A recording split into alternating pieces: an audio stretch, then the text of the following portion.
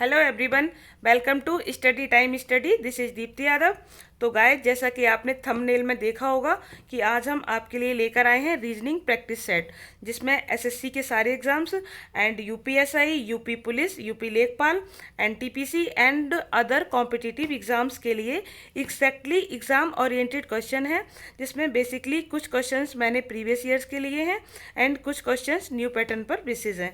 Guys, जो viewer आज हमारा वीडियो फर्स्ट टाइम देख रहे हो तो please do like and subscribe my channel. अगर देखिए, अगर सब्सक्राइबर बढ़ेंगे देन मुझे लाइव पढ़ाने का मौका मिलेगा, और लाइव पढ़ाने का मौका मिलेगा तो हम आपसे ढेर सारी बातें कर पाएंगे और आपके जितने भी डाउट्स होंगे वो सारे के सारे हम क्लियर कर पाएंगे। ओके, तो चलिए ठीक है, तो फिर आज का सेशन हम लोग स्टार्ट करते हैं। देखते हैं आज हमारा सेट फर्स्ट। देखिए फर्स्ट क्वेश्चन क्या कहता है। चलिए, अब इस तरीके का जहाँ ये लिखा हुआ है, choose the set of numbers that is similar to following set, यानी कि हमें जो फर्स्ट सेट दिया हुआ है, यहाँ ऊपर जो सेट दिया हुआ है उसी के अकॉर्डिंग हमें नीचे वाले सेट्स देखने हैं कि उसी के जैसा कौन सा है। ठीक है, तो यहाँ पे देखिए क्या इन दोनों में क्या रिलेशन बन रहा है। यहाँ 12 और 4 मिला के क्या हो रहा है, 16 हो रहा है। ठीक है, तो देखते हैं ऐसा कोई सेट बन रहा है क्या। यहाँ 81 और 36 9 नहीं होगा। ठीक है, 16 और 20 25 नहीं होगा। यहाँ 64 और 36 मिला के बिल्कुल 100 होगा, तो option B is the right answer. ठीक है, ऑप्शन डी भी नहीं होगा क्योंकि 36 25 49 नहीं होता है। क्लियर। चलिए नेक्स्ट चलते हैं। नेक्स्ट है आपका, in a code language stroke is written as FLSPUT, how would bright to be written in same code language. देखिए अब इसको कैसे करते हैं।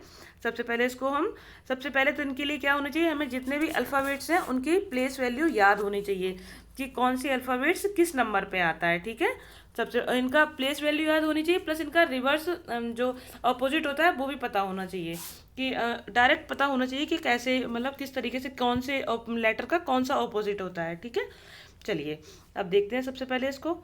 STROKE,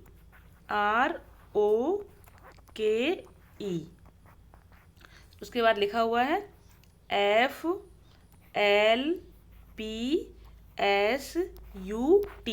ये लिखा हुआ है। क्लियर। अब चलिए अब देखते हैं। देखिए एस का क्या होता है, 19 होता है, टी का 20 होता है, आर का 18 होता है, ओ का 15 होता है, के का 11 होता है, ई का 5 होता है। ठीक है, एफ का 6 होता है, यहाँ पे एल का 12 होता है, पी का 16 होता है, एस का 19 होता है, और यू का 21 होता है, और टी का 20 होता है। ठीक है, अब देखिए यहाँ पे 19 और 6 में और 20 और 12 में, तो यहाँ पे डायरेक्ट तो कोई रिलेशन नहीं बनता दिखाई दे रहा हमें, क्योंकि ना ही इनके अपोजिट लेटर से बन रहा है और ना ही डायरेक्ट कोई रिलेशन बन रहा है, तो यानी कि यहाँ पे क्या है, रिवर्स पैटर्न है। ठीक है, अब देखिए ये तो आप पहले से पढ़ चुके होंगे तो आपको पता होगा कि कौन सा सेम पैटर्न होता है, कौन सा रिवर्स पैटर्न होता है। ठीक है, ये आपको मैं यही सोच के आपको प्रैक्टिस सेट करा रही हूँ कि आप पहले से ये सारी चीज़ें जानते हैं। क्लियर। अब देखिए यहाँ पे रिवर्स पैटर्न पर देखते हैं, तो एस में ये क्या, इधर क्या है एस है, इधर क्या है 20 है, यानी कि क्या हो रहा है, +1 हो रहा है। ठीक है, +1 हो गया। इसी तरीके से ई का इसके एफ के साथ +1 हो रहा है। ठीक है, के 11 है और यहाँ क्या है, एल है, यानी कि +1 हो गया। टी 20 है और यू 21 है, +1 हो गया। ओ का पी के साथ हो गया, यानी कि +1, और आर का एस के साथ क्या हो गया, +1, यानी कि यहाँ पे क्या हो रहा है, रिवर्स पैटर्न +1 हो रहा है। क्लियर। तो इसी के अकॉर्डिंग हम लोग देखते हैं यहाँ पे कौन सा सही होगा, ब्राइट का। अब ब्राइट में देखिए बी में क्या हो जाएगा, +1 होगा, तो बी के बाद क्या आता है, सी आता है, तो यहाँ पे लास्ट में क्या आ जाएगा, सी आ जाएगा। ठीक है, इसी तरीके से टी के साथ अगर +1 करेंगे तो यहाँ क्या आ जाएगा, यू आ जाएगा। अब इसी के बेसिस पे देखते हैं कि फर्स्ट लेटर यू है और लास्ट लेटर सी है, तो इसके बेसिस पे कितने ऑप्शन है जो एलिमिनेट हो रहे हैं।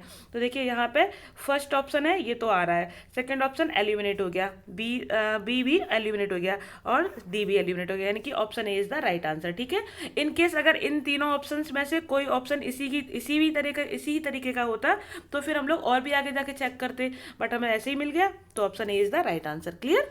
बाकी सेम पैटर्न वही लगेगा ऊपर वाला। चलिए अब देखते हैं यहाँ क्या है, ये लेटर सीरीज का क्वेश्चन है। अब इसमें सबसे पहले हम लोग चेक करते हैं कि यहाँ पे जो मिसिंग नंबर्स हैं, यहाँ पे जो मिसिंग है यहाँ पे क्या आएगा। ठीक है, चलिए चेक करते हैं हम लोग।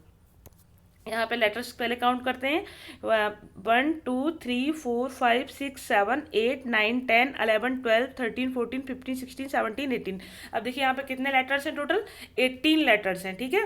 तो यहाँ पे हम क्या करते हैं, इनको 6 लेटर में डिवाइड कर लेते हैं, ठीक है, इक्वल इक्वल लेटर में।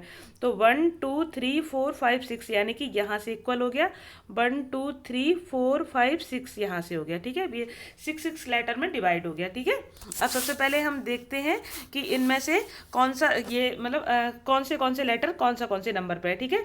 तो यहाँ पे देखिए बी फर्स्ट नंबर पे है, यहाँ पे भी बी फर्स्ट नंबर पे है और यहाँ पे भी बी फर्स्ट नंबर पे है। तो इसका मीन्स हमें समझ में आ रहा है कि तीनों ग्रुप सेम है, जहाँ पे सारे में बी फर्स्ट नंबर पे है, ठीक है। तो यहाँ पे हम सबसे पहले चेक करते हैं कि सी जो लास्ट में जो सी है और किसी में भी सी लास्ट नंबर पे है, तो हाँ सी इसमें भी लास्ट नंबर पे है, इसका मतलब कि सी इसमें भी लास्ट में आएगा, ठीक है। तो इसमें क्या भरा जाएगा, यहाँ पे हम फिल करेंगे सी, ठीक है। यहाँ पे सी फिल हो जाएगा। उसके बाद देखते हैं कि यहाँ पे बी, तो यहाँ पे क्या है, बी के बाद ए है, तो यहाँ पे भी बी के बाद क्या आ जाएगा, ए आ जाएगा, क्लियर। अब ये हमारा इससे सेकंड हमारा पूरा कंप्लीट हो गया। तो यहाँ से देखते हैं कि क्या सीरीज बनी, बी ए सी सी डी बी। अब यही कर दीजिए, बी ए सी सी डी बी, और इसी तरीके से सी डी सी, इसी तरीके से बी ए सी और डी बी सी। अब यहाँ पे हमारा क्या, हमने क्या क्या फिल किया है, यहाँ पे सॉरी बी है, यहाँ पे डी के बाद क्या है, बी है, डी बी सी है, ठीक है। तो हमने क्या फिल किया, सी बी ए सी सी, ये हमने फिल किया है, ठीक है। तो यहाँ पे क्या हो जाएगा, option B is the right answer, ठीक है। आपको समझ में आया होगा। अगर नहीं समझ में आया होगा तो मैं एक बार फिर से क्लियर कर देती हूँ कि जितने भी लेटर्स दिए होते हैं तो उनको हम इक्वल पार्ट्स में डिवाइड कर लेते हैं। देन हम लोग देखते हैं कि अगर फर्स्ट लेटर या सेकंड किसी भी नंबर का जो लेटर है वो सेम जा रहा है हर एक सीरीज में, ठीक है। तो फिर हम क्या करते हैं कि हम लोग समझ जाते हैं कि अगर वो कोई पर्टिकुलर पैटर्न जो लेटर है वो किसी एक ही नंबर पे आ रहा है, इसका मतलब ये जो ग्रुपिंग सेम है, तो यहाँ पे ग्रुपिंग सेम हो रही है, तो इसका मतलब सारी जगह एक ही सीरीज बन रही है, ठीक है। तो उसके बेसिस पे हम लोग कर लेते हैं, क्लियर। चलिए नेक्स्ट है, 3 of the 4 numbers are like in a certain way and 1 is different। देखिए अब इनमें क्या है, जो 3 है वो एक ही पैटर्न को फॉलो कर रहे होंगे, कोई एक होगा जो अलग होगा। चलिए इसमें देखते हैं। सबसे पहले इसमें हम क्या देखते हैं, सबसे पहले इसमें हम देखते हैं कि कोई भी संख्या चारों में से कोई क्यूब या सीरीज स्क्वायर तो नहीं बन रही। सबसे पहले हम क्यूब और स्क्वायर चेक करते हैं कि कोई 3 संख्याएं हों जो या तो क्यूब हो या स्क्वायर हो या इनके आसपास हो, और कोई एक संख्या हो जो इसके आसपास ना हो। तो सबसे पहले हम इस बेसिस पे चेक करते हैं, क्लियर। तो यहाँ पे देखिए, ना ही ये किसी क्यूब और स्क्वायर के पास है 544, ये भी किसी क्यूब और स्क्वायर के आसपास नहीं है, ये भी किसी क्यूब और स्क्वायर के पास आसपास नहीं है, ये भी नहीं है, क्लियर। तो यानी कि यहाँ से क्यूब और स्क्वायर वाली चीज़ तो ख़त्म हो गई। अब हम लोग आगे देखते हैं कि अब इनमें से कोई कॉमन फैक्टर तो नहीं है। अगर जब क्यूब और स्क्वायर के बेसिस पे ना मिले तो फिर हम लोग चेक करते हैं कॉमन फैक्टर पे, और कॉमन फैक्टर हमेशा कैसा चेक करते हैं, प्राइम नंबर का ही कॉमन फैक्टर होगा। और वो भी हमेशा ये देखते हैं कि बड़े से बड़े प्राइम नंबर का कॉमन फैक्टर होना चाहिए, मतलब होना तो छोटे का ही हो, तो छोटे का भी जाएगा, लेकिन अगर बड़े का जल्दी मिल जाता है, ठीक है। तो यहाँ देखते हैं हम लोग, सबसे पहले यहाँ 325 को देखते हैं किससे कट जाएगा, 11 से नहीं कटेगा ये। 416, 11 तिया 33, ये भी नहीं कटेगा। 544, ये भी नहीं कटेगा। 143, 11 एकम 11, 11 तिया 33, ये 143 11 से कट जाएगा। लेकिन फिर से एक बार यहाँ पे क्या हम देखेंगे कि अगर कोई एक ऑप्शन है जो 11 से कट रहा है बट ये तीनों नहीं कट रहे हैं, तो इस बेसिस पे ऑप्शन डी को हम आंसर नहीं बोल सकते हैं। ऐसा होता कि ये तीनों कट रहे होते और एक ऑप्शन ना कट रहा होता, तब वहाँ पे वो आंसर हो जाता, ठीक है। तो अब हम चेक करते हैं किसी और नंबर से। तो 11 के बाद क्या आता है, 13 आता है। चलिए 13 से चेक करते हैं। यहाँ चेक करते हैं, 13 दूनी 26 और 13 पंजे 65, ये 13 से कट रहा है, ठीक है। ऑप्शन बी चेक करते हैं, 13 तिया 39 और 13 दूनी 26, ये भी 13 से कट रहा है। ऑप्शन सी चेक करते हैं, 13 चौका 52, ये नहीं कट रहा है, ठीक है। ऑप्शन डी चेक करते हैं, 13 एकम 13, 13 एकम 13, ये तब देखिए ये तीनों कट रहे हैं, ऑप्शन सी नहीं कट रहा है, यानी कि यहाँ पे राइट ऑप्शन कौन सा होगा, option C is the right answer, clear. चलिए नेक्स्ट, नेक्स्ट है, अब ये किसका क्वेश्चन है? ये क्वेश्चन है आपका पेपर फोल्डिंग का। और जो पेपर फोल्डिंग वाले क्वेश्चन होते हैं ये मिरर या फिर वाटर इमेज पे कॉन्सेप्ट, वाटर इमेज के कॉन्सेप्ट पे होते हैं, ठीक है। तो चलिए हम लोग चेक करते हैं, देखते हैं इसमें। देखिए यहाँ पे जो ये इस तरीके से ये डॉट बने हुए हैं, जो ये मिरर इमेज, और मिरर इमेज में क्या होता है कि पास की चीज़ पास होती है और दूर की चीज़ दूर दिखाई देती है, ठीक है। तो यहाँ पे ये जो जो दोनों ये पॉइंट हैं, ये दोनों पॉइंट कहाँ दिखाई देंगे? यहाँ पे दिखाई देंगे, ठीक है। और जो ये वाला पॉइंट है ना, ये थर्ड नंबर ये वाला पॉइंट, ये कहाँ दिखाई देगा? यहाँ पे दिखाई देगा, ठीक है। और ये जो कट है, ये कट यहाँ पे दिखाई देगा, ठीक है, इस तरीके से। उसके बाद क्या होगा? जब ये वाला पोर्शन खोला जाएगा, ये वाला पोर्शन खोला जाएगा, तब यहाँ पे क्या हो जाएगा? एक सेकेंड, मैं इसको जरा हटा देती हूँ। हाँ, जब ये पोर्शन खोला जाएगा तो जो ये दोनों वाले पॉइंट है ना, ये वाले, ये पॉइंट और ये वाला पॉइंट, ये दोनों पॉइंट कहाँ दिखाई देंगे? यहाँ पे दिखाई देंगे। इसी तरीके से इधर वाले पॉइंट इधर दिखाई देंगे। अब देखिए यहाँ पे कौन सा ऑप्शन है आपका जो इस बिल्कुल ऐसा ही सेम है। देखिए फर्स्ट तो नहीं होगा, बिकॉज इसमें क्या हो गया है कि ये दोनों इनकी दूरियां ज़्यादा हो गई हैं, जबकि यहाँ पे इतनी ज़्यादा दूर नहीं है, तो इसलिए ऑप्शन ए एलिमिनेट हो गया, ठीक है। अब हम लोग क्या देखते हैं? Option B. तो ऑप्शन बी भी यहाँ पे नहीं होगा, ठीक है। अब आगे चलते हैं, आगे देखते हैं। ऑप्शन सी, ऑप्शन सी भी नहीं है यहाँ पे, ऑप्शन डी है। देखिए यहाँ पे ऑप्शन सी क्यों गलत हो गया? क्योंकि यहाँ पे एक ये हो गया, एक ये हो गया, जो बीच में यहाँ थे वो इन्होंने गायब कर दिए, तो इसलिए ऑप्शन सी भी गलत हो गया, ठीक है। यहाँ पे देखिए सारे मैचेज हो रहे हैं, ठीक है। तो option D is the right answer. Clear? चलिए नेक्स्ट है, अब ये हमारे स्टेटमेंट एंड कंक्लूजन के क्वेश्चन है, तो चलिए इनको रीड करते हैं। सबसे पहले, all knives are instruments and some cutters are knives. देखिए जब ऑल के केसेस में क्या होता है, यहाँ पे जो ऑल के जस्ट बगल में जो होता है वो 100 का होता है, और जो ऑल से दूर होता है वो कितने का होता है? 50 का होता है, ठीक है। सम के केसेस में क्या होता है? ये 50 का होता है और ये भी 50 का होता है, ठीक है। अब देखिए, अब इनके कंक्लूजन पे हम लोग जाते हैं, ठीक है। चलिए अब कंक्लूजन देखते हैं हम लोग। सबसे पहले है कुछ कटर औजार है। अब कुछ कटर औजार है यानी कि सम कटर्स आर इंस्ट्रूमेंट्स। तो कटर्स और इंस्ट्रूमेंट्स पे जाने के लिए हम यहाँ चेक करेंगे, तो यहाँ कटर है और यहाँ इंस्ट्रूमेंट्स है। इसका मतलब हमें फर्स्ट और सेकंड स्टेटमेंट को जोड़ना पड़ेगा। फर्स्ट और सेकंड स्टेटमेंट को जोड़ने के लिए किसी इन दोनों में कोई एक टर्म है जो सेम होना चाहिए, तो यहाँ पे नाइफ्स और नाइफ्स दोनों में सेम है।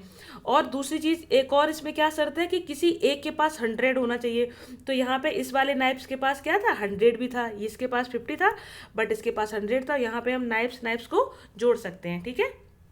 यानी कि जो स्टेटमेंट फर्स्ट है वो एकदम से सही है, ठीक है। स्टेटमेंट फर्स्ट हमारी राइट है, ठीक है। अब सेकंड स्टेटमेंट चेक करते हैं। सेकंड स्टेटमेंट कह रहा है ऑल नाइफ्स आर कटर। देखिए अगर हम ऑल नाइफ्स से कटर पर जाते हैं तो हमें दूसरे स्टेटमेंट को उल्टा पढ़ना पड़ेगा, यानी कि किस वाले को? इसको उल्टा पढ़ना पड़ेगा। सम कटर्स आर नाइफ्स, तो इसको क्या पढ़ना पड़ेगा? All knives are cutters. तो इसके लिए हमें उल्टा पढ़ना पड़ेगा। तो जब हम उसे उल्टा पढ़ेंगे तो हमेशा पढ़ेंगे सम नाइफ्स आर कटर, ना कि ऑल नाइफ्स आर कटर। तो इसीलिए सेकंड कंक्लूजन है वो गलत हो गया, ठीक है। इसी तरीके से अब थर्ड देखते हैं। थर्ड कह रहा है some knives are instruments, some knives are not instruments. अब देखिए थर्ड तो बिल्कुल भी नहीं बन सकता। क्यों नहीं बन सकता? क्योंकि नाइफ से इंस्ट्रूमेंट पर जब हम आते हैं तो नेगेटिव हो जाए, और बिकॉज पॉजिटिव से हम नेगेटिव बना नहीं सकते हैं। इन केस आइदर और का केस हो सकता था, वो तब हो सकता था जब नाइफ्स और इंस्ट्रूमेंट्स दोनों मैच कर रहे होते। तो ऊपर देखिए स्टेटमेंट में कहीं पे भी जो नाइफ्स और इंस्ट्रूमेंट्स है इन दोनों में, मतलब यहाँ पे नहीं इसमें नाइफ्स और इंस्ट्रूमेंट्स है, नहीं इसमें नाइफ्स और इंस्ट्रूमेंट्स है। अगर कोई भी यहाँ पे नेगेटिव स्टेटमेंट हो और इन दोनों में से कोई पॉजिटिव स्टेटमेंट हो, बट ये दोनों चीज़ें सब्जेक्ट है, सब्जेक्ट मैचेस कर रहे हो और ऑब्जेक्ट मैच कर रहे हो, तो वहाँ पे आइदर और का केस बन जाता है, ठीक है। तो यहाँ पे आइदर और का केस भी नहीं बन रहा है, तो इसका मतलब क्या हो जाएगा? यहाँ पे ऑप्शन केवल जो कंक्लूजन फर्स्ट होगा वो फॉलो कर रहा है, ठीक है। तो चलिए देखते हैं, ऑप्शन चेक करते हैं, ठीक है। तो यहाँ पे कौन सा ऑप्शन होगा? Option D is the right answer, only conclusion first follow. Clear? चलिए अब नेक्स्ट चलते हैं। नेक्स्ट है नंबर सीरीज का क्वेश्चन है, चलिए इसको चेक करते हैं। यहाँ पे कितने का अंतर है दोनों में? 2 का अंतर है, 3 2 5, और उसके बाद 5 और 10 में 3 का अंतर है, और 10 और 20 में 10 का अंतर है और इसमें 17 का अंतर है। अब देखिए यहाँ पे कोई पर्टिकुलर हमें वो नहीं दिखाई दे रहा कि कोई पर्टिकुलर सीरीज बन रही हो। उसके बाद 2 और 3 में देखते हैं, 2 और नहीं 5 है, सॉरी यहाँ पे 3 नहीं है, 2 और 5 देखते हैं तो 2 और 5 में 3 का अंतर है, 5 और 10 में 5 का अंतर है, 10 और 7 में 10 और 17 में 7 का अंतर है। तो यहाँ पे आगे कितना 3 हो गया, 5 हो गया, 7 हो गया, तो आगे क्या आएगा 9 आएगा। तो 17 और 9 कितना हो जाएगा 26 हो जाएगा। और फिर 37 में हम लोग 26 ऐड करेंगे तो क्या हो जाएगा 7 6 13 की 3 से लगाइए 3 2 5 और से यानी 63 हो जाएगा। तो option D is the right answer. Clear. चलिए देखिए, जब भी एक स्टेप में ना बने बात तो हम लोग हमेशा फिर सेकंड स्टेप फिर करते हैं वहाँ पे। ठीक है, तो ये क्वेश्चन कैसा था, 2 स्टेप में बनाकर हमने क्वेश्चन को सॉल्व कर लिया। ठीक है, चलिए नेक्स्ट है, अब हमें यहाँ पे क्या करना है, अरेंजमेंट देखनी है, जिसमें जो वर्ड्स हैं उनको लॉजिकल फॉर्म में लगाना है। चलिए देखते हैं, सबसे पहले क्या है, सबसे पहले प्रोबेशन होता है या पहले प्रमोशन हो जाता है या पहले जॉब लगती है या पहले इंटरव्यू होता है या पहले कन्फर्मेशन होता है। तो देखिए कुछ हो, लेकिन सबसे पहले हमें ये तो पता होगा कि सबसे लास्ट में क्या होता है, प्रमोशन सबसे लास्ट में होता है, ये तो हमें पता है। यानी कि जिस ऑप्शन में 2 सबसे लास्ट में जा रहा होगा सबसे पहले वो ऑप्शन होगा। इन केस 2 ऑप्शन ऐसे मिलते हैं जिसमें 2 सबसे लास्ट में होता तो फिर हम फिर से शुरुआत से इसको चेक करते। ठीक है, तो यहाँ पे केवल ऑप्शन डी ऐसा है जिसमें 2 सबसे लास्ट में जा रहा है। ठीक है, तो यही इसका राइट ऑप्शन होगा। अब इसके बाद हम लोग चेक भी कर लेते हैं एक बार। देखिए सबसे पहले क्या होता है, यहाँ 4 पे क्या है, इंटरव्यू, यानी कि सबसे पहले हमारा क्या होता है, इंटरव्यू होता है। देन फिर हमारी जॉब लगती है। ठीक है, फिर उसके बाद बनी, यानी कि फिर हमारा प्रोबेशन होता है, परिवीक्षा की जाती है। ठीक है, फिर उसके बाद क्या होता है, स्थायीकरण यानी कि कन्फर्मेशन होता है। ठीक है, देन हमारा प्रमोशन होता है यानी कि पदोन्नति होती है। तो option D is the right answer. Clear. चलिए नेक्स्ट है, यदि स्मोक को 81643 के रूप में और प्रैंक को 72954 के रूप में कूटबद्ध किया जाता है तो रोज को किस रूप में कूटबद्ध किया जाएगा। ठीक है, देखिए ये कॉमन कोडिंग का क्वेश्चन है, एज इट इज़ कोडिंग कर दिए, जो जिसके नीचे है वही इसका कोड है। ये हमें कैसे पता चला, क्योंकि इसका ये यहाँ पे 2 दे दिए गए हैं, इसलिए हमें समझ में आ गया कि ये कैसा क्वेश्चन है, कॉमन कोडिंग का क्वेश्चन है। तो यहाँ पे क्या है, रोज है यानी कि आर है सबसे पहले। ठीक है, आर है तो देखिए हम आर सबसे पहले क्या, आर को किससे यहाँ पे डिनोट किया गया है, तो आर के लिए यहाँ क्या कॉमन कोडिंग है, 2 है। तो देखिए ऑप्शन कोई ऐसा है जिसमें सबसे पहले 2 आया हो, तो ऑप्शन सी और ऑप्शन बी दोनों एलिमिनेट हो गए। अब केवल ऑप्शन ई और ऑप्शन डी बचे हुए हैं। ठीक है, तो यानी अब इन दोनों में से देखते हैं कौन सा होगा। अब बाकी 268 दोनों में मैच कर रहे हैं। अब बची बात लास्ट वाले की, यानी कि 2 और 3 में कौन सा आएगा। देखिए यहाँ पे ई है। ठीक है, अब देखते हैं ई को किससे डिनोट किया गया है, यहाँ ई और यहाँ पे क्या है 3, ई को किससे डिनोट किया गया है, 3 से किया गया है। तो option D is the right answer. Clear. चलिए नेक्स्ट है आपका, हमें यहाँ पेयर बताने हैं, select the number pair in which the 2 numbers are related in the same way as 2 numbers of the pair given below. अब देखिए फिर से वही जो फर्स्ट क्वेश्चन था, सेम उसी तरीके का क्वेश्चन है ये। तो इसमें क्या किया गया है, 5 और 35 में क्या रिलेशन बन रहा है, या 5 में +2 किया और दोबारा से फिर से 5 में मल्टीप्लाई कर दिया। तो ऐसा देखिए यहाँ पे कहाँ पे हो रहा है, फर्स्ट में हो रहा है 7 में 2 ऐड करेंगे तो 9 हो जाएगा और फिर से 7 में मल्टीप्लाई करेंगे तो 63 हो जाएगा। इसके अलावा ना ही इसमें होगा, ना ही इसमें होगा, ना ही इसमें होगा। इसके अलावा वैसे भी यहाँ पे कॉमन फैक्टर सिर्फ एक ही है, क्योंकि 7 का 63 कॉमन फैक्टर होता है। ठीक है, उसके अलावा ना ही 10 का 99 होता है, ना ही 12 का 135 होता है, ना ही 7 का 48 होता है। ठीक है, तो इस बेसिस पे option A is the right answer. और वैसे भी जो यहाँ पे पैटर्न दिया हुआ है वो भी ऑप्शन ए ही फॉलो कर रहा है। क्लियर। चलिए ठीक है, नेक्स्ट देखते हैं। नेक्स्ट है आपका, which of the 2 science should be interchanged in the following question equation two make the given value correct. अब देखिए यहाँ पे साइन चेंज करना है हम लोग को। तो सबसे पहले हम लोग यहाँ पे क्या हुआ है, प्लस एंड डिवाइड। तो प्लस और डिवाइड में हम लोग देखते हैं, देखिए अब यहाँ पे हम लोग चेक करते हैं, यहाँ पे क्या है, सबसे पहले जहाँ प्लस है वहाँ पे हम लोग क्या कर देते हैं, डिवाइड कर देते हैं, और जहाँ पे डिवाइड है वहाँ पे प्लस कर देते हैं। ठीक है, अब इसको हम लोग चेक करते हैं। यहाँ पे क्या हो जाएगा, डिवाइड हो जाएगा तो 5 से 15 में भाग जाएगा तो कितना हो जाएगा, यहाँ पे 3 आ जाएगा। और माइनस का 10 का 6 में गुणा होगा तो क्या हो जाएगा, 60 हो जाएगा। देखिए ऐसे क्वेश्चन सॉल्व करते समय सबसे पहले तो हमें किसका ध्यान रखना चाहिए, बोर्ड मास का ध्यान रखना चाहिए, BODMAS, इसका हमें ध्यान रखना चाहिए कि सबसे पहले ब्रैकेट सॉल्व करते हैं, फिर ऑफ सॉल्व करते हैं, देन उसके बाद डिवाइड, फिर मल्टीप्लिकेशन, फिर ऐड, फिर सब्सट्रैक्शन। ठीक है, इस चीज़ का हमें सबसे पहले ध्यान रखना चाहिए। तो यहाँ पे हमने क्या देखा था, यहाँ पे हमने क्या कर दिया था, डिवाइड कर दिया था और यहाँ पे प्लस। ठीक है, तो यहाँ से क्या निकल के आया था, 3 माइनस इन दोनों का मल्टीप्लाई करेंगे तो कितना हो जाएगा, 60, यहाँ पे प्लस 12।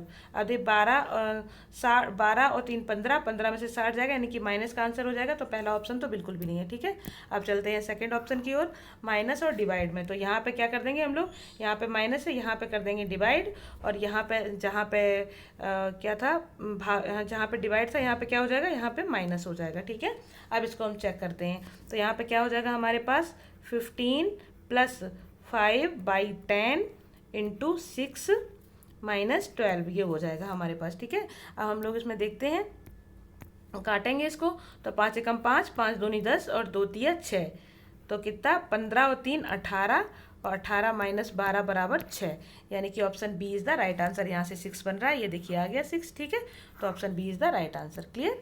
चलिए नेक्स्ट है आपकी मिरर इमेज है। जो मिरर इमेज है वो हमेशा उसमें क्या हमें देखना होता है, पास वाली चीज़ पास और दूर वाली चीज़ दूर दिखाई देती है, बस समझ लो वही एग्जैक्टली मिरर इमेज है हमारी। ठीक है, तो देखिए यहाँ पे ये क्या रखा हुआ है, यहाँ पे इस तरीके से मिरर रखा हुआ होता है। ठीक है, और उसके बाद फिर हम क्या देखते हैं कि जो ये पार्ट है ये ऊपर है, तो यही सबसे पहले ऐसे होगा, ये ऐसे दिखाई देगा। ठीक है, क्योंकि ये पास में है, तो देखिए ये पास वाली चीज़ पास और ये दूर वाली चीज़ ये दूर हो गई। ठीक है, अब हम चेक करते हैं आगे।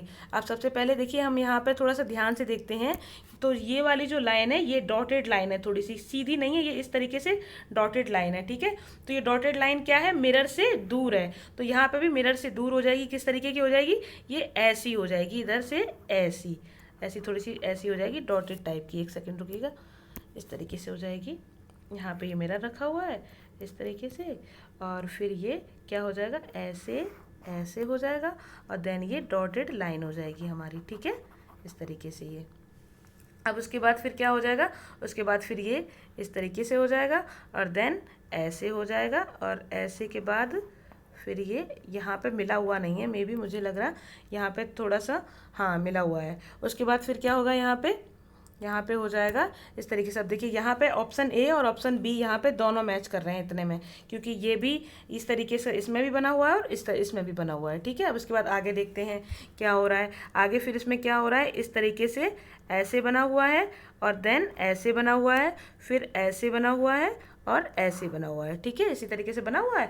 अब इसके बाद ये जो चीज़ है ना, ये जो चीज़ ये क्या है, मिरर के पास में है, तो ये मिरर के पास में ही रहेगी, यानी कि यहाँ पे आके किस तरीके से हो जाएगी, इस तरीके से हो जाएगी। देखिए लाइनिंग पे भी ध्यान देना है कि लाइनिंग कभी कभी ऐसी कर देगा, सीधी सीधी। यहाँ पे तिरछी लाइन है तो तिरछी लाइनें रहेंगी, तो यानी कि ये ए ऑप्शन में नहीं है, क्योंकि यहाँ पे लाइनें नीचे चली गई हैं, तो बी ऑप्शन में है यहाँ पे, तो यानी कि यहाँ पे बी ऑप्शन हमारा सही होगा। फिर भी हम आके सी और डी ऑप्शन भी देखते हैं, कहीं वो मैच तो नहीं कर रहे हैं। देखिए अब यहाँ पे क्या है, सी में क्या हो गया है, सी में तो इसी को उल्टा कर दिया है, क्योंकि हमें ज़रूरत किसकी थी, हमें ज़रूरत इसकी थी, और इसने कैसा बना दिया है, इसने बना ऐसा दिया है। ठीक है, तो ऑप्शन सी तो बिल्कुल एलिमिनेट हो गया। ठीक है, ये तो बिल्कुल भी नहीं होगा। अब बात करें ऑप्शन डी की, तो ऑप्शन डी में सब कुछ ठीक है, लेकिन बट यहाँ लाइनें गड़बड़ हैं। यहाँ लाइनें कैसी कर दी हैं उसने, सीधी सीधी सीधी इस तरीके से कर दी हैं। ठीक है, तो यानी कि इस बेसिस पे option B is the right answer. Clear. चलिए नेक्स्ट है, study is related to knowledge in the same way that work is related to. देखिए जिस तरीके से स्टडी करने से क्या मिलता है, नॉलेज मिलती है। ठीक है, उसी तरीके से वर्क करने से क्या मिलता है, वेतन मिलता है, या एक्सपीरियंस मिलता है, या रोजगार मिलता है, या प्रशिक्षण मिलता है। देखिए अगर हम लोग वर्क काम करते हैं तो क्या घर के काम करने से हमें वेतन मिलता है, घर का काम करने से क्या हमें एम्प्लॉयमेंट मिलता है, रोजगार मिलता है, क्या ट्रेनिंग मिलती है, नहीं। हमेशा अब आप घर में काम करो या बाहर काम करो, नो मैटर, हमें एक्सपीरियंस हमेशा मिलता है। तो option C is the right answer. Clear. चलिए नेक्स्ट है two related position of a dice are given below which number will be at the top if the same number 4 is on the bottom of the dice. अब देखिए यहाँ पे क्या है, dice दिया गया है। अब यहाँ पे सबसे पहले हम लोग देखते हैं कि ये किस ट्रिक पे है, 1 कॉमन ट्रिक पे है या 2 कॉमन ट्रिक पे है। तो यहाँ पे देखते हैं कितने कॉमन आ रहे हैं। तो 1 3 4 3 2 6, यहाँ पे केवल एक कॉमन आ रहा है, वो भी क्या 3 यहाँ पे भी कॉमन है और यहाँ पे भी है। ठीक है, तो हम लोग जो भी नंबर है जो कॉमन आता है उसी को लेके हम और क्लॉकवाइज चल देते हैं। तो जैसे यहाँ पे क्या आया है, 3 आया है, तो 3 को क्लॉकवाइज, या तो दोनों में एंटी क्लॉकवाइज चलो, या फिर दोनों में क्लॉकवाइज चलो, या दोनों में एंटी क्लॉकवाइज चलो। ये होता है प्रोसेस इसमें। ठीक है, तो सबसे पहले 3, और 3 के बाद हम किस में आएंगे, 4 पे आएंगे। हम लोग क्लॉकवाइज चल रहे हैं तो किस पे आएंगे, 4 पे आएंगे, देन 1 पे आएंगे। इसी तरीके से इसमें 3 के बाद किस पे जाएंगे, 3 के बाद जाएंगे 2 पे, उसके बाद 6 पे जाएंगे। अब इसमें क्या पूछा गया है कि 4 के अपोजिट कौन आएगा, तो 4 के अपोजिट यहाँ क्या आ रहा है, 2 आ रहा है। तो option B is the right answer. Clear. चलिए नेक्स्ट है, अब यहाँ पे हमें select the figure that will come next in the following figure series. अब देखिए यहाँ पे कौन सा फिगर है जो आगे आएगा, तो चलिए इसको चेक करते हैं, हम लोग देखते हैं। तो यहाँ पे हम लोग सबसे पहले देखते हैं कि जो सर्कल ये है, जो पॉइंट है, यानी कि जो सर्कल है, ये छोटा सा गोला। तो ये सबसे पहले यहाँ पे इसने एक जंप किया, यहाँ पे आ गया, सॉरी यहाँ पे आ गया। उसके बाद इसने एक और जंप किया तो फिर यहाँ पे आ गया। उसके बाद एक और जंप किया इसने तो फिर यहाँ पे आ गया है। इस तरीके से चल रहा है। देखिए यहाँ से इसने जंप किया तो यहाँ पहुँचा, फिर एक और जंप किया तो यहाँ पहुँचा, फिर एक बार और जंप किया तो यहाँ पहुँचा। यानी कि ये अपनी सीक्वेंस वाइज चल रहा है, एक एक लाइन जंप कर रहा है ये। ठीक है, अब हम लोग देखते हैं कि अब ये नेक्स्ट आएगा गोला तो कहाँ आएगा, यहाँ पे आएगा। अब देखते हैं यहाँ पे कहाँ कहाँ आया है, कौन से ऑप्शन में। देखिए ऑप्शन ए में नहीं आया है, ऑप्शन बी में आया हुआ है, ऑप्शन सी में भी आया, ऑप्शन डी में भी आया। केवल ऑप्शन ए इस बेसिस पे एलिमिनेट हो गया, ऑप्शन बी सी डी अभी हैं। ठीक है, अब आगे देखते हैं, अब इन लाइन के अकॉर्डिंग देखेंगे कि लाइंस कैसी हो रही हैं। ठीक है, अब देखिए यहाँ पे सबसे पहले लाइंस कहाँ थी, यहाँ थी। उसके बाद फिर लाइंस कहाँ आ गई, यहाँ आ गई। यानी कि इसने एक पॉइंट एक जो वो है वो जंप किया। ठीक है, उसके बाद फिर क्या है, यहाँ से जाके फिर इन लाइन ने, मतलब यहाँ तो तुरंत यहाँ जस्ट बगल में चलेगी, बट यहाँ पे नेक्स्ट टर्न क्या कर रही है, यहाँ पे जाके डायरेक्ट कहाँ पहुँच गई, यहाँ पहुँच गई। इसका मतलब इन्होंने बीच में एक छोड़ दिया, लाइंस ने बीच में एक छोड़ दिया। फिर यहाँ से यहाँ पे यहाँ पहुँचने के बाद फिर उन्होंने बीच में 2 छोड़ दिए, तब फिर यहाँ पहुँच गई। इसका मतलब अब कितना छोड़ेंगी, अब 3 छोड़ेंगी। तो कौन से, ये तीनों छोड़ के कहाँ आ जाएंगी, यहाँ पे आ जाएंगी ये लाइनें। ठीक है, तो देखते हैं यहाँ पे किस जगह पे हैं। तो देखिए यहाँ पे किस जगह पे हैं, इस जगह पे ऑप्शन बी में नहीं है, क्योंकि ऑप्शन बी में कहाँ होना चाहिए, यहाँ होना चाहिए था, बट है कहाँ पे, यहाँ पे। तो इसलिए ऑप्शन बी एलिमिनेट हो गया। ठीक है, अब ऑप्शन डी कहाँ पे, यहाँ पे आ गई, तो ये भी एलिमिनेट हो गया। Option C is the right answer. Clear, तो यहाँ से कौन सा ऑप्शन हो गया हमारा, ऑप्शन सी हो गया। क्लियर, चलिए नेक्स्ट है, a contractor planned to finish a work in 12 days and employed a certain number of men. However, 6 of them remained absent from the very first day. The rest could finish the work in 20 days. The number of men originally employed were. देखिए एक ठेकेदार है, उसने किसी कार्य को 12 दिनों में खत्म करने की योजना बनाई। कुछ संख्या में उसने पुरुषों को नियोजन किया, हालांकि उनमें से 6 पुरुष पहले से ही अनुपस्थित थे, बाकी पुरुष उस काम को 20 दिनों में खत्म कर पाए। तो बताइए पहले कितने पुरुष थे। तो देखिए जो मैन और डेज होता है ये दोनों कांस्टेंट होते हैं, क्योंकि जितने ज़्यादा मैन्स होंगे उतने काम करने में उतने ही कम डेज लगेंगे, और जितने कम मैन होंगे उतना ही ज़्यादा काम करने में डेज लगेगा। ठीक है, तो ये हमेशा कांस्टेंट होते हैं। ठीक है, इसके बाद अब हम लोग चेक करते हैं, देखते हैं कि सबसे पहले काम कितने दिनों, अब आप क्वेश्चन तो आपने देख लिया होगा, मैं यहाँ पे बताती हूँ। देखिए सबसे पहले काम कितने दिनों में हुआ था, 12 दिनों में हुआ था, और वहाँ के लिए मैन कितने थे हमें नहीं पता है, तो यहाँ पे हम एम लिख लेते हैं। ठीक है, उसके बाद काम कितने दिनों में हुआ, 20 दिनों में हुआ। उसके बाद मैन कितने हो गए थे, एम जो पहले एम थे वो M-6 हो गए थे। ठीक है, कितने, यानी कि जितने थे उससे 6 कम हो गए थे। तो यहाँ पे हम इसको ब्रैकेट में बंद कर लेंगे। ठीक है, अब इसके बाद हम लोग देखेंगे यहाँ कितना हो जाएगा, 12M is equal to 20M minus 120 यानी कि 120। ठीक है, अब यहाँ क्या हो जाएगा, 8M इज इक्वल टू 120, तो यहाँ क्या आ जाएगा, M इज इक्वल टू 15 आ जाएगा, यानी कि पहले कितने आदमी थे, 15। ठीक है, तो option A is the right answer. Clear, चलिए नेक्स्ट, नेक्स्ट है ये। अब इसमें हमें ट्रायंगल काउंट करने हैं कि यहाँ पे कितने ट्रायंगल हैं। तो चलिए सबसे पहले हम लोग देखते हैं कि अगर इस तरीके का फिगर दिया होता है, इस तरीके का, ये वाला, ऐसे ऐसे, ये यहाँ पे मिला हुआ है, थोड़ा सा ये देख लीजिएगा, ये मिल नहीं पाया यहाँ पे, ठीक है। अगर ऐसा फिगर दिया हुआ होता है तो इसमें हमेशा कितने ट्रायंगल होते हैं, 1 2 3। तो यहाँ होते हैं 1 + 2 + 3, यानी कि यहाँ पे 6 ट्रायंगल होते हैं, ठीक है। अगर इसके बाद इसमें अगर एक लाइन कर दी जाती है तो यहाँ पे टोटल लाइन कितनी हो गई, एक ये हो गई, एक ये हो गई, 2 लाइन हो गई। तो इसमें 2 का मल्टीप्लाई कर देते हैं तो यहाँ कितने हो जाते हैं, 12, ठीक है। तो यहाँ कितने ट्रायंगल हो गए, 12। तो इसी तरीके से सेम फिगर ये है, तो इसमें यहाँ से और यहाँ से कितने फिगर मिले हमें, 12 फिगर मिल गए। फिर उसके बाद ये 3 एक्स्ट्रा बन रहे हैं, 1 2 और 3। तो 12 3 15, option D is the right answer. Clear.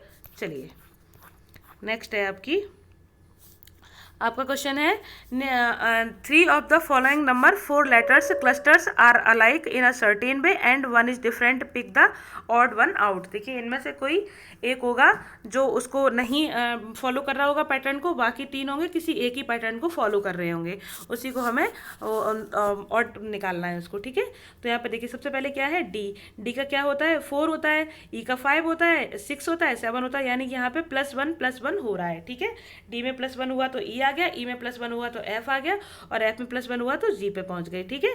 तो यहाँ पे एक पैटर्न को इसमें फॉलो किया हुआ है। फिर जे इसके बी ऑप्शन में देखते हैं, तो यहाँ पे जे का कितना होता है, जे का 10 होता है, ठीक है। और एम का कितना होता है, 13 होता है, पी का 16 होता है, और इसका 19 होता है इसका। तो यहाँ पे हमें क्या दिखाई दे रहा है कि +3 हो रहा है, ठीक है।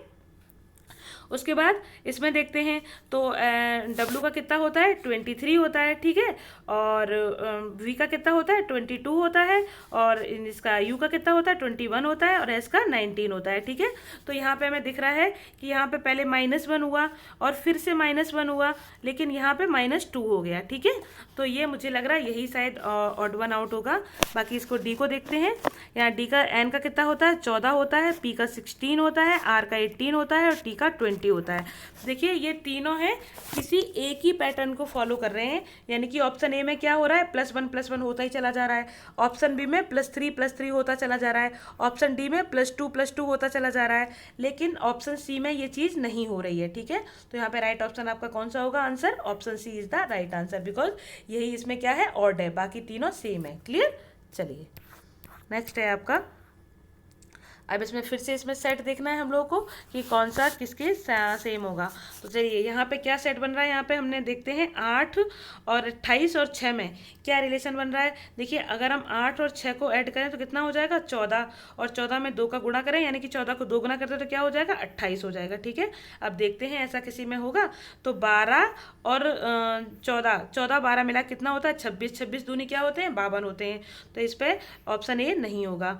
ऑप्शन बी 9 5 14 होते हैं, 14 दूनी 28 होते हैं, ऑप्शन सी भी नहीं होगा। ऑप्शन बी देखते हैं तो 17 और 13 कितने होते हैं, 17 और 13 हो जाएंगे आपके 30, ठीक है। तो 30 दूनी 60 होता है, ये भी नहीं होगा।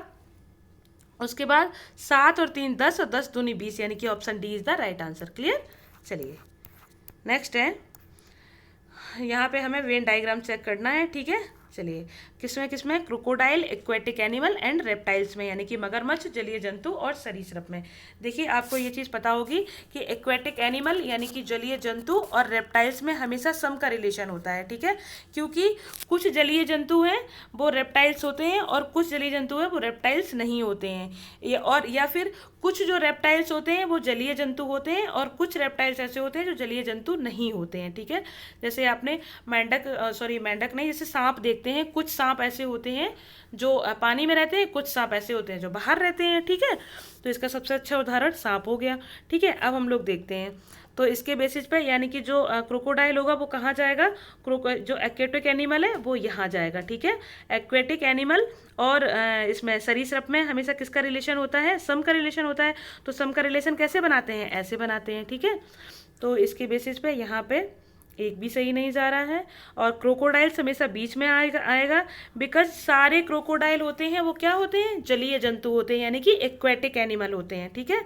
और सारे क्रोकोडाइल एक्वेटिक एनिमल भी होते हैं और सारे क्रोकोडाइल सरीसृप भी होते हैं। तो यानी क्रोकोडाइल हमेशा बीच में आएंगे, क्योंकि जो चीज़ बीच में आती है वो पूरी तरीके से इसको भी फॉलो करती है और पूरी तरीके से इसको भी फॉलो करती है, ठीक है। तो यहाँ पे ये फिगर बनना चाहिए था, बट ऑप्शन में ये फिगर नहीं है। तो हम लोग क्या देखते हैं कि तो यहाँ पे इन्होंने क्या किया है, ये ले लिया है इन्होंने सरीसृप यानी कि एक्वेटिक एनिमल्स, यहाँ पे ले लिया है इन्होंने क्रोकोडाइल को, यानी कि जितने भी क्रोकोडाइल होते हैं वो क्या होते हैं, एक्वेटिक एनिमल होते हैं। उसके बाद फिर ये इन्होंने ले लिए रेप्टाइल्स, यानी कि कुछ रेप्टाइल्स होते हैं वो एक्वेटिक होते हैं और कुछ रेप्टाइल्स एक्वेटिक नहीं होते हैं। लेकिन यहाँ पे एक चीज़ आपको समझ में आ रहा होगा कि क्या कोई मगरमच्छ ऐसा होता है जो पानी के बाहर भी रहता है, नहीं होता है। तो इसीलिए इसके ऑप्शन हम देख सकते थे कि ये थोड़ा सा रॉन्ग है, बट यहाँ पे नहीं है, तो यहाँ पे हमें ऑप्शन बी ही लगाना पड़ेगा, ठीक है। चलिए नेक्स्ट है, नेक्स्ट आपका अब ये हमारा ब्लड रिलेशन का क्वेश्चन है। चलिए इसको सबसे पहले हम लोग देखते हैं ये कैसे बनेगा। देखिए सबसे पहले इसमें क्या दिया हुआ है, in a family of 8 persons with 2 couples, एक फैमिली में कितने कपल्स हैं, 2 कपल्स हैं। P is the son of Q, P क्या है, वो Q का सन है, ठीक है। तो सबसे पहले Q को हम लोग ऊपर देखिए, जो जैसी हम लोग पीढ़ी के अकॉर्डिंग रखते हैं, अब Q क्या है, ऊपर जाएगा, ठीक है। अब इसका सन कौन है, P दिया हुआ है, ठीक है, P is the son of Q, तो यहाँ पे P नीचे जाएगा। अब ये कौन है, बेटा है, तो बेटा इसका मतलब है अगर बेटा होता है, लड़का होता है, तो उसको हम किस में, ट्रायंगल में बंद करते हैं, अगर लड़की होती है तो उसको हम सर्कल में बंद करते हैं, ठीक है। इससे क्या है, थोड़ा सा इजी हो जाता है क्वेश्चन को करना, ठीक है। फिर क्या कह रहा है, P is the son of Q and brother of R, जो P है वो क्या है, Q है वो P का सन है और उसके और R का भाई है, ठीक है। तो यहाँ हम देखते हैं, सॉरी यहाँ ये कह रहा है Q and P is the son of Q, जो P है वो सन का Q and brother of R, हाँ R का भाई है कौन, ये P, तो R यहाँ इसके कहाँ आ जाएगा, इसके बगल में आ जाएगा, यानी कि ये इसका भाई है। अब यहाँ पे R का जेंडर क्लियर नहीं है कि ये भाई है, ये P का भाई है या P की बहन है, ठीक है, इसलिए अभी इसको ऐसा ही रहने देंगे। फिर कह रहा है S is the daughter of M, यानी कि जो S है वो कौन है, M की डॉटर है, ठीक है। तो यहाँ सबसे पहले हम क्या रखेंगे, जो M है ऊपर रखेंगे और S को नीचे रखेंगे, बिकॉज S कौन है, M की डॉटर है, तो मम्मी ऊपर आएगी और बेटी नीचे आएगी, ठीक है। इस तरीके से करते हैं। फिर कह रहा है S is the daughter of M who is married to R, जिसने किससे शादी की है, R से शादी की है, ठीक है। तो R से शादी की है, इसका मतलब इसका विवाह किससे हुआ है, S का M का R से हुआ है, ठीक है। ये चीज़ हमें क्लियर हो रही, क्यों, क्योंकि ये हु क्या है, रिलेटिव प्रोनाउन है और इसके बगल में जो जस्ट बगल में होता है ये उसी को हमेशा प्रोनाउंशिएट करता है, तो यहाँ पे क्या हो जाएगा, M हो जाएगा, ठीक है। तो M की शादी किससे हुई है, R से हुई है। अब ये चीज़, ये रिलेशन हमारा क्लियर हो गया, ठीक है। अब उसके बाद हमें क्या देखना है, नेक्स्ट कह रहा है who is married to R, T is the aunt of S, जो T है वो कौन है, S की आंट है। तो हम लोग क्या करेंगे, T इस तरीके से, ये कौन है, आंट है, यानी कि ये समझ में आ रहा है कि ये फीमेल है, और किसकी आंट है, ये S की आंट है। तो S को हम लोग कहाँ बना लेंगे, S को यहाँ नहीं बनाएंगे, अब S कहाँ हो जाएगा, इसकी नीचे आ जाएगी S, सब ठीक है। देखिए अगर बेटी होती, यहाँ अगर बेटी होती तो इसके जस्ट नीचे आती, बट बेटी तो है नहीं, कौन है, इसकी चाची है ये, ठीक है, तो ये इधर आएगी, ठीक है। उसके बाद फिर देखते हैं T is the aunt of S and mother of V, और V की माँ है। अब ये T की बेटी कौन है, V है, T की बेटी एग्जैक्टली कौन आ गई, V आ गई, ठीक है। उसके बाद कह रहा है R's nephew W is the son of P, यानी कि R का जो भतीजा है W वो कौन है, P का बेटा है, तो यहाँ पे इसका बेटा आ जाएगा कौन, W, ठीक है। ये कौन है, R का भतीजा है और P का बेटा है, तो P का बेटा जस्ट P के नीचे आ जाएगा, ठीक है। और फिर क्या कह रहा है, W is the son of P and has a sister, और इसकी एक सिस्टर है V, कौन, V। अब इसकी सिस्टर कौन आ गई, B, यानी कि V थी कौन, ये T की बेटी थी, तो इसका मतलब P का विवाह किससे हुआ है, T के साथ हुआ है P का विवाह, ठीक है। यानी कि P की पत्नी कौन हुई, T, और V कौन हो गया, इसकी सिस्टर हो गई, ठीक है। तो ये सर्कल में बंद हो जाएगी। अब बाकी के यहाँ जो बचा है इनको सबको हम लोग इरेज कर देंगे। अब रिलेशन हमारा सेम क्लियर, ये निकल के आ गया। ठीक है। अब यहाँ पे ये क्या पूछ रहा है, यहाँ पे ये हमसे पूछ रहा है कि एस एम की पुत्री है और एस कौन है, एम की पुत्री है, यानी कि यहाँ पे एस एम की पुत्री है तो यहाँ पे एस बन जाएगी। ठीक है, ये कौन है, इसकी डॉटर है। उसके बाद कह रहा है कि क्या कहते हैं उसके बाद लास्ट में कह रहा है वी का एम से क्या संबंध है, यानी कि how is V related to M, V M से कैसे रिलेटेड है। तो ऑब्वियसली ये दिखाई दे रहा होगा कि वी कौन है, एम का भतीजा है। तो यहाँ पे राइट ऑप्शन आपका option A is the right answer. Clear. चलिए